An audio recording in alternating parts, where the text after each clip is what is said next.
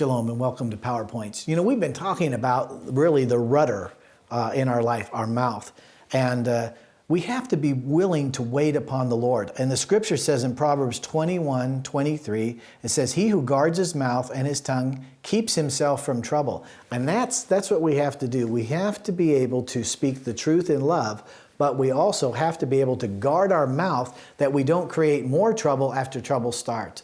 And so that's probably one of the biggest tests, particularly for us who are in business. I can remember, I'll share a testimony, I can remember when we were in the fruit business many years ago. I used to sell fruit for Washington State, and we had an ALAR scare.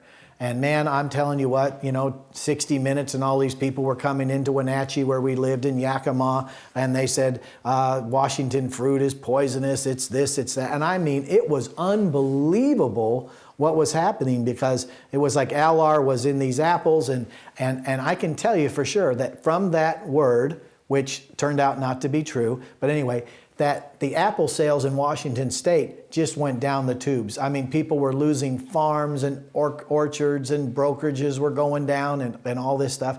And that was the first year I got into the fruit business.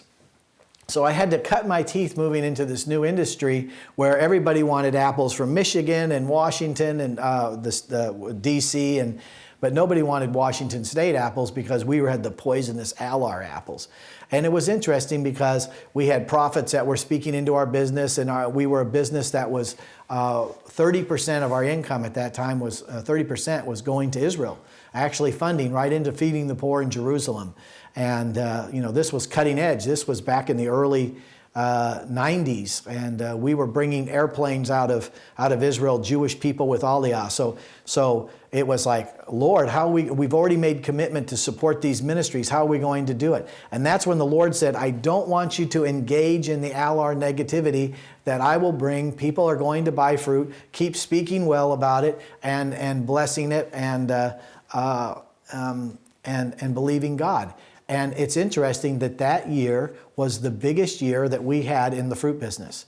And one of the reasons is because we chose not to go into the ALAR scare ourselves. We knew that grocery stores around the world were still going to buy Washington State apples. And they did, and they bought them through us, and God prospered us. So watch your mouth, and God will prosper you.